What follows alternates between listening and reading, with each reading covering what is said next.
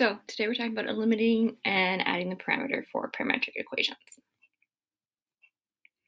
So writing parametric equations of circles. This was on your homework last night.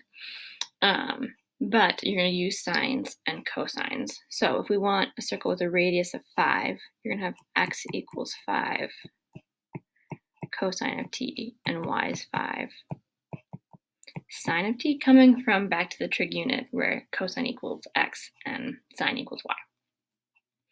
So then if we want to do a parametric equation of radius 5 of a circle centered at 3, -2, we're just going to take that same equation and do a transformation of going up 3 or to the right 3 and down 2. Okay.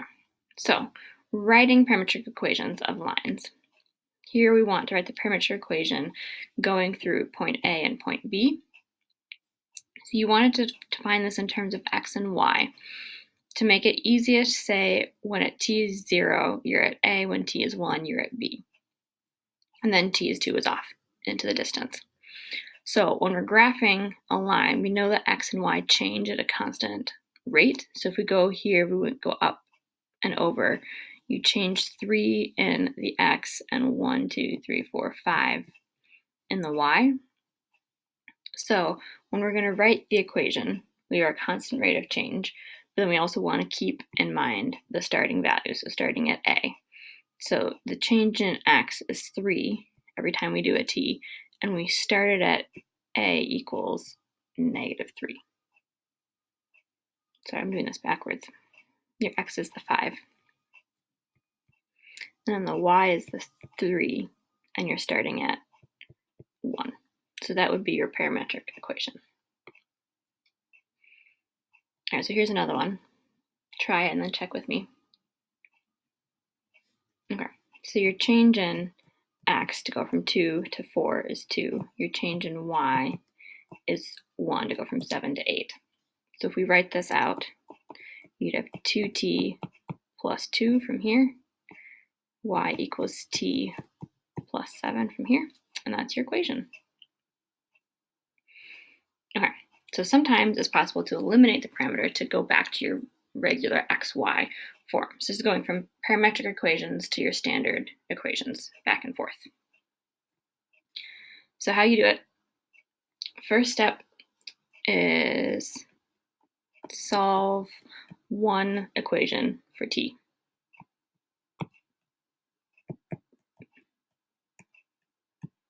It doesn't really matter which one. Pick whichever one is easier. The second step is then you want to plug that into the other equation. So substitution. And then the third step would be to adjust any restrictions you have.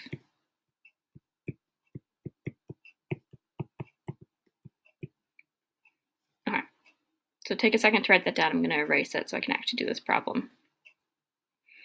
But that's the idea.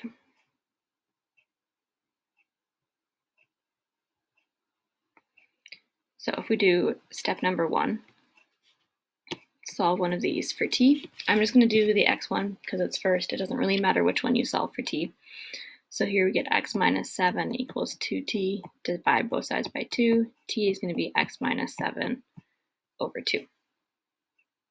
So in the next step, I'm going to take this and plug it into the y one. So we get 3 plus 5 times x minus 7 over 2.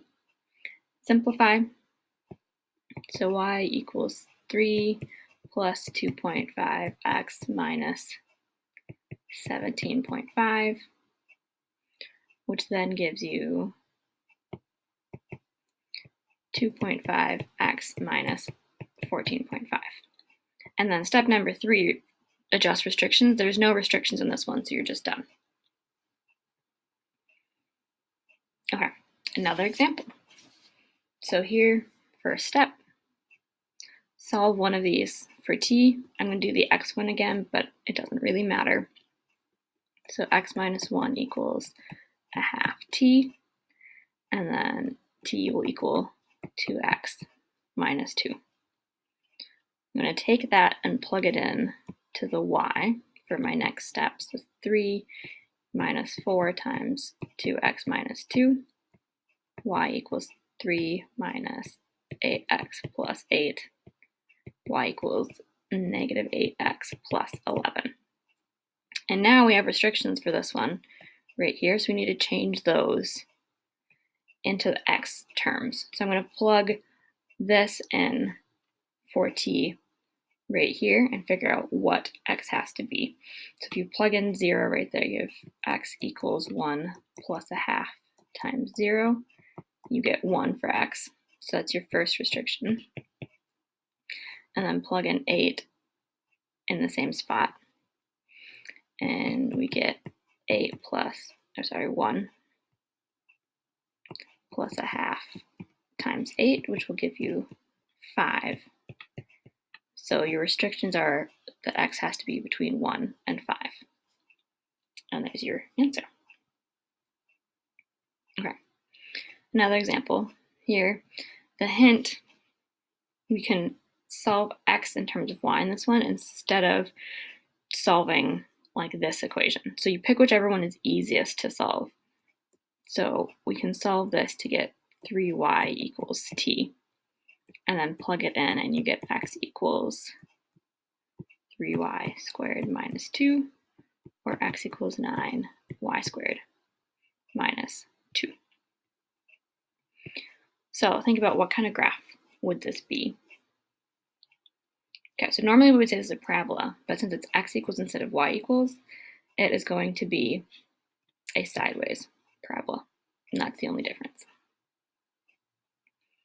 So this last one here is a little bit different since we have sines and cosines. It'd be really nice if we could do sine squared plus cosine squared, because that would just be 1. So to get a cosine squared here, I can square both sides. I'm going to do x squared squared. So I'm going to do x squared plus y squared equals 4 cosine squared t plus 4 sine squared t. The goal is to get a cosine squared and a sine squared. So like if this was already like x equals cosine squared, then I don't need to like do x squared in my equation because I already have cosine squared right there. So if I keep solving this, you can factor out a 4.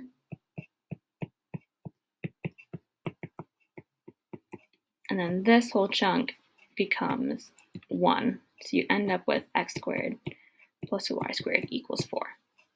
And then at this point, check again, are there any restrictions to adjust? There aren't, so you're done. Again, check on Schoology for the homework assignment.